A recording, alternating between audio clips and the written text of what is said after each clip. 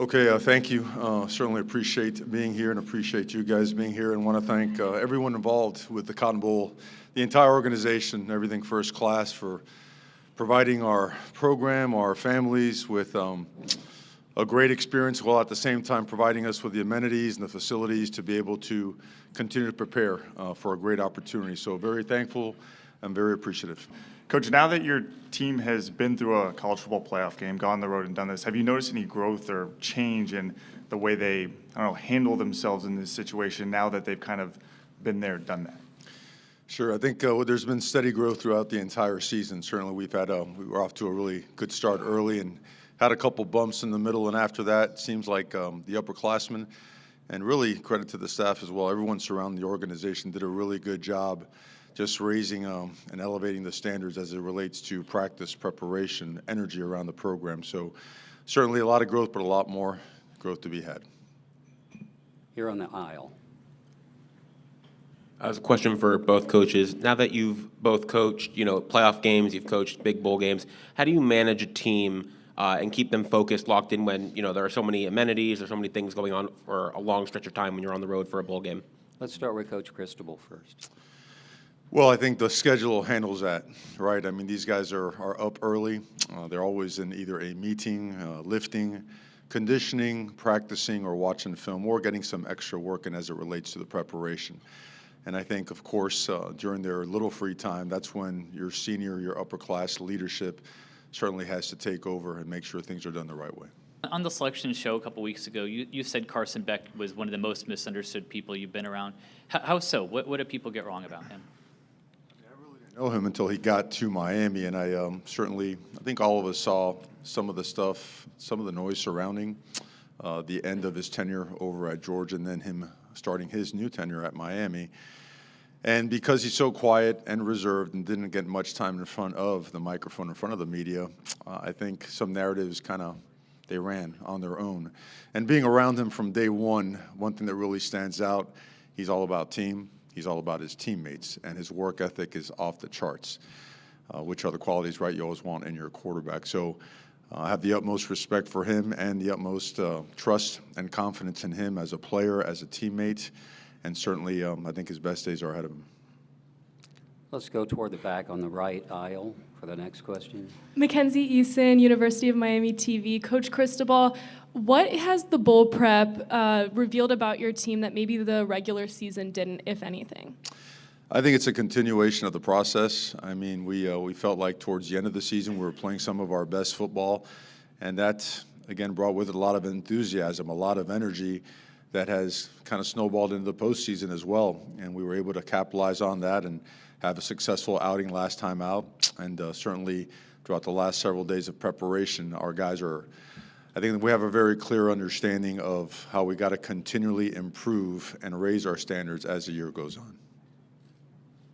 Okay, in the back, right in front of the TV cameras. Farhan Lalji from TSN. Coach Cristobal, Jeremiah Smith made a comment earlier this week that had the Miami program been in a different place when he was coming out of high school, that he might have gone to Miami, being from there. Obviously, you've got the program in a great place now. How difficult was it to lose him then, and also the challenges of trying to defend a guy like that? Well, I think obviously he's a great player, an elite player, elite family, and that comes with recruiting.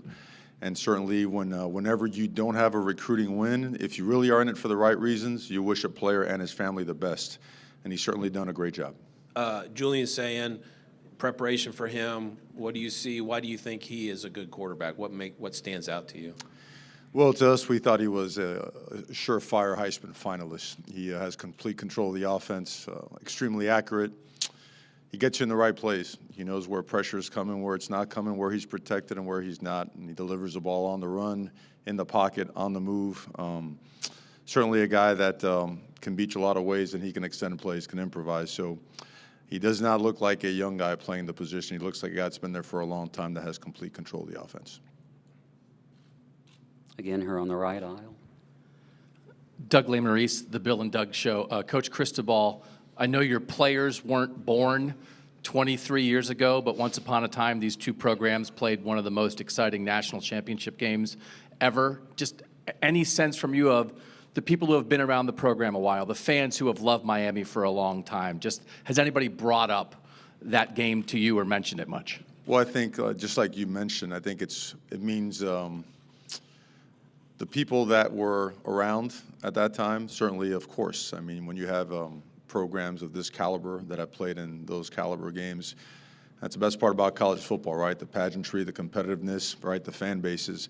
But as it relates to the current team, it's the 2025 Miami Hurricanes and the 2025 Ohio State Buckeyes. That's what they know.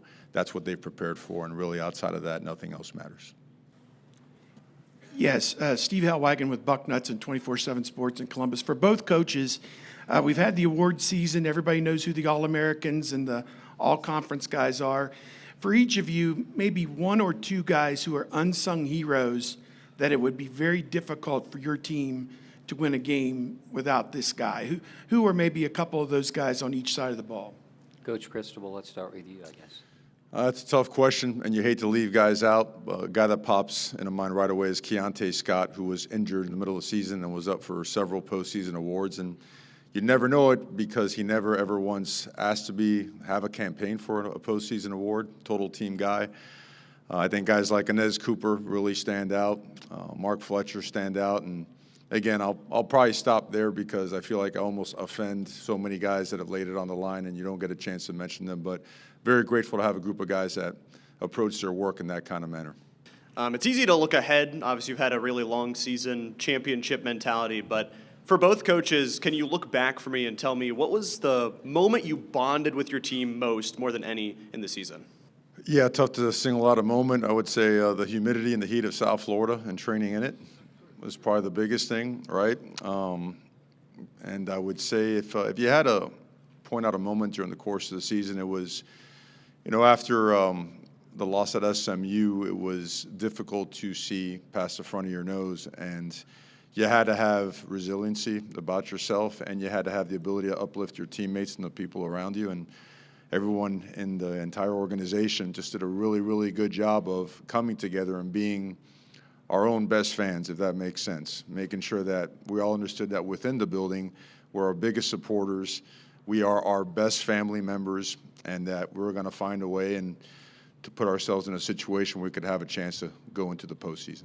For Mario, last year in the playoff, the teams that played on campus and advanced went 4-0 in this round. Do you feel like there's something you're trying to harness as you come into this game off the win at A&M? Well, I mean, I think that anytime you're able to win a game, a tough game, a physical game, there's a lot to learn from it, and there's a lot of things that you could have done better. But momentum is probably the hardest thing to get and keep in college football.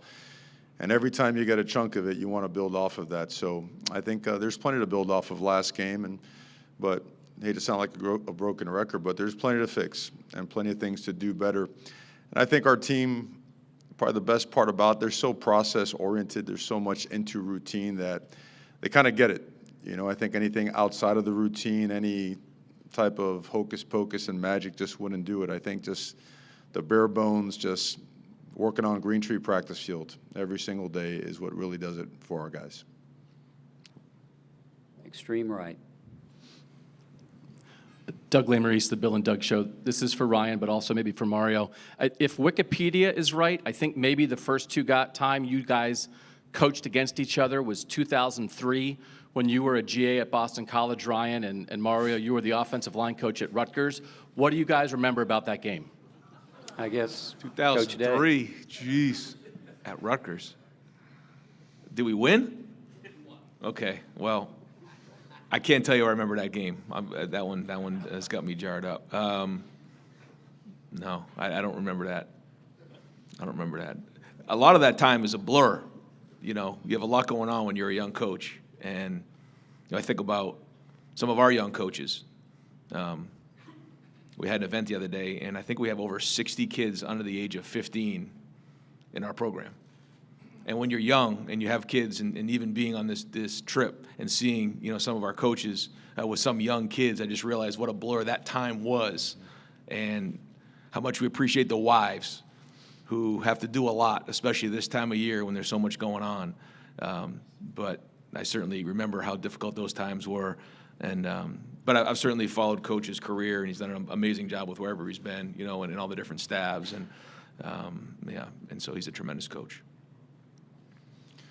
Well, it was really cold. I mean, that I could certainly say, but again, appreciate Coach and all the things he said. He certainly set a really high standard for college football in his program. And, you know, what comes to mind is having learned a lot under Greg Schiano, who was a great mentor, who I was a GA at the University of Miami. I actually picked him up at the airport when he was in for an interview. And he said, if you help me work out all this stuff and move into the house and run 110s with me, I'll buy you a stone crab, and so that led to a great relationship where I ended up at Rutgers, and certainly a lot was learned and a lot to be grateful for during that time.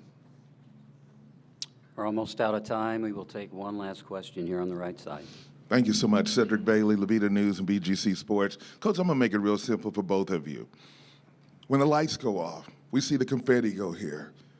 But when the student athletes and their parents come and say thank you, I'd like for you to, without saying names because I don't want to get anybody in trouble, but just share us real quick, briefly, about an impact player or family that just gave you a card or invitation and said these two words, thank you. I guess Coach Cristobal first. Can you repeat the question? I kind of got lost a little bit there. Well, I want to make it real simple. I said, as we close out, the most important thing when a family or a student athlete at the end, when they graduate or they leave the game and come back and say thank you. Right. Well, I mean, that's the way it's supposed to be. I mean, it's, in the coaching industry, my mentor used to always say, we need more and more people that are really good for young people. And every single student athlete in your building has to be approached, challenged, watched over, taken care of as if they are your very own son. Because even though you may not be perfect, your intentions are going to be. You want what's best. You're going to put them in situations that help them grow and develop, and sometimes they may not like it, but that's okay. Your job is not to be their best friend, it's to be their best developer, right? So it's awesome. I think it's a big reason why we do it, but that has to be part of it. And I don't, as a coach, I don't think anyone should ever pat themselves on the back for fulfilling their obligation to the parents of which we used to be able to sit in their households during recruiting. You can't even do that anymore. But to give them their word that you're going to take care of them like your very own.